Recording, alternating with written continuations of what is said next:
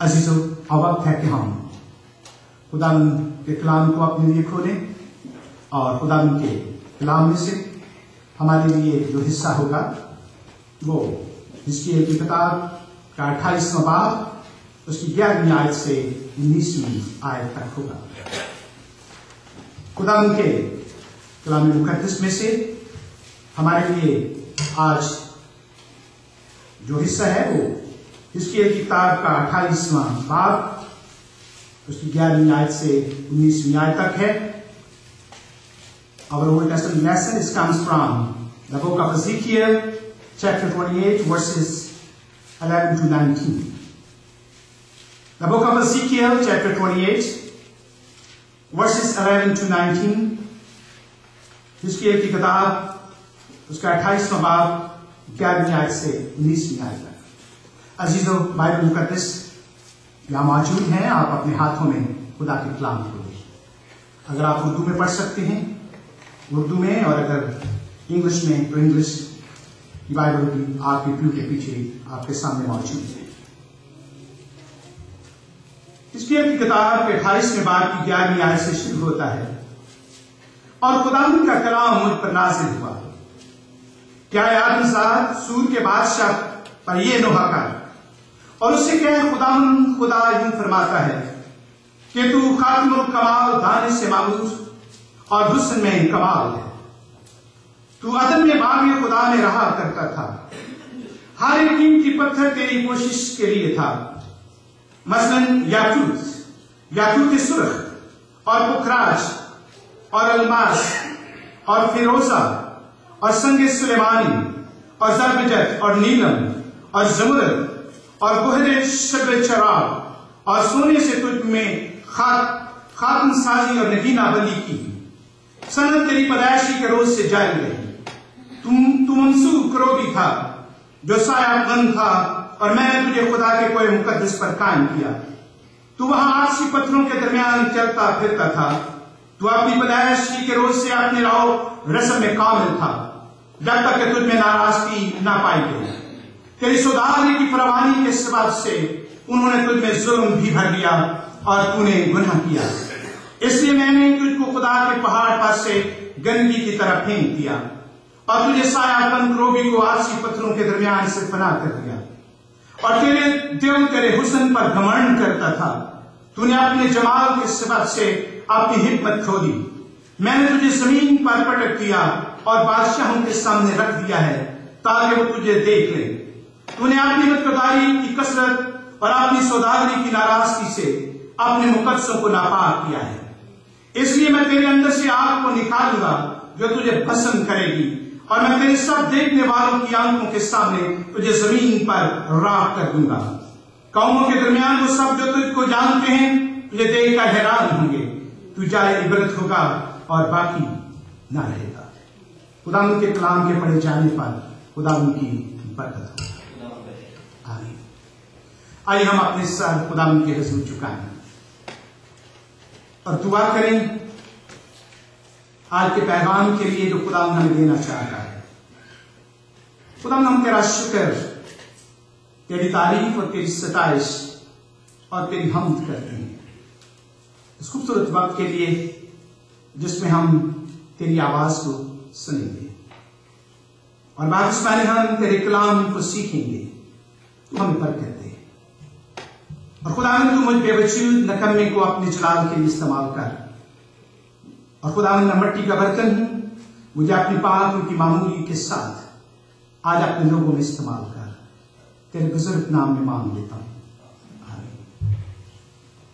अजीजों, हम खुदावंद का शुक्र और उसकी तारीफ करते हैं जिसके बड़े प्यार, जिसके बड़े रहम से यह मुमकिन होता है कि हम खुदावंद की हजूरी में आए, हम खुदावंद के घर में आए, हम उसकी इबादत और उसकी बंदगी करें।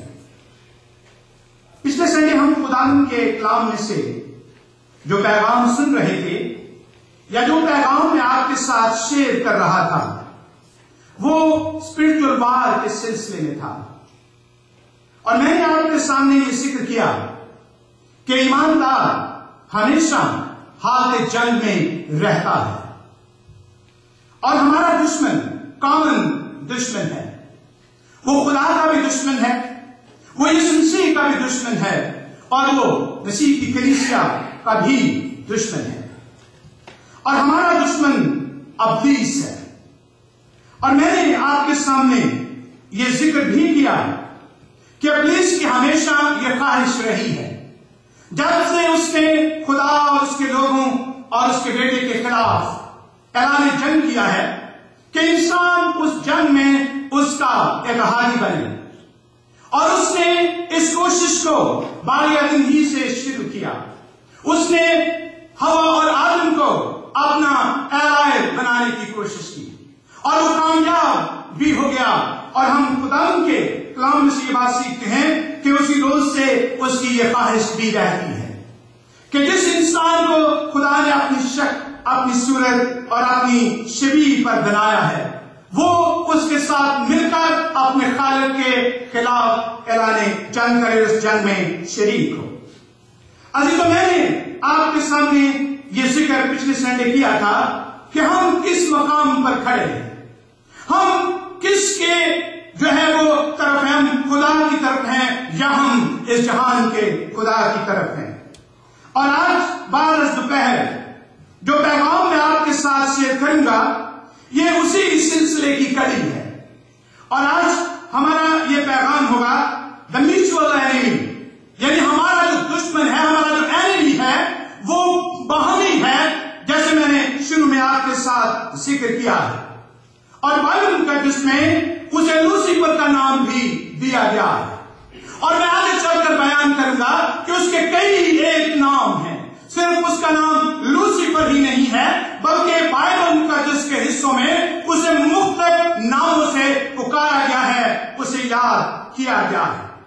اور جب آپ لوسیفر کے معنی جاننا چاہتے ہیں تو اس کا مطلب ہے سن آف دا مارننگ، یعنی صبح کا بیٹا۔ اور اسی کو جب ہم اس کے بارے میں جاننا چاہتے ہیں کہ وہ ہے کون، جو ہمارا دشمن ہے، جو ہمیشہ ہمارے لیے مشکلات پیدا کرتا ہے، جو ہمیشہ ہمیں ختم کر دینا چاہتا ہے، جو ہمیشہ ہمارے لیے مشکلات پیدا کرتا ہے، وہ کون ہے؟ کیونکہ اپنے دشمن کے بارے میں جاننا بہت ضروری ہے۔ Who is Lucifer؟ کیونکہ اس کو شیطان بھی کہا گیا ہے، Who is Satan؟ اور جب ہم یہ جاننا چاہتے ہیں کہ ابلیس کون ہے، شیطان کون ہے، لوسیفر کون ہے جسے سن آف دا مارننگ کہا گیا، تو ہمیں یہ بات نظر آتی ہے He is a creation of God، وہ خدا کی مخلوق ہے، خدا نے اسے خلق کیا ہے۔ اور ہم خدا کے کلام مقدس میں یہ بات سیکھتے ہیں کہ اپنی کریشن کے وقت وہ بالکل کامل وہ بنایا گیا تھا اور پیدا کیا گیا تھا۔ آپ یہاں حزقیل کی کتاب کے 28ویں باب میں بھی سن رہے تھے، تو اپنی پیدائشی کی روز سے اپنی اور رسم میں کامل تھا، وہ کامل تھا۔ اور اسی تو ہم خدا کے کلام میں نہ صرف یہ بات وہ سیکھتے ہیں کہ بلکہ لکھا ہے کہ he took the place as the highest, most beautiful, most powerful and wisest of the creation of God۔ یعنی جب ہم ابلیس کا تصور کرتے ہیں، آج شیطان کا تصور جب آج کرتے ہیں تو لوگ اس کی بڑی گھناؤنی تصویر پیش کرتے ہیں۔ لوگ کہتے ہیں میں نے ابلیس کو دیکھا، اس کا رنگ ایسا تھا، اس کے سینگ ایسے تھے، وہ ایسا تھا۔ اور عزیزو، اگر آپ بائبل مقدس کو پڑھتے ہیں تو آپ کو یہ بات وہ معلوم ہوگی، آپ کے سامنے یہ بات آئے گی کہ he was a most beautiful creation of God، یہ جو بڑی خوبصورت خدا کی کریشن تھی، بڑا پاورفل تھا اور بڑا ذہین تھا۔ اور ہم خدا کے کلام میں یہ بات سیکھتے ہیں، اسی لیے اسے نام دیا گیا Lucifer, the son of morning. اور عزیزو، ہم خدا کے کلام مقدس میں یہ بات سیکھ رہے تھے کہ وہ اپنی حالت میں کامل تھا۔ اور جب ہم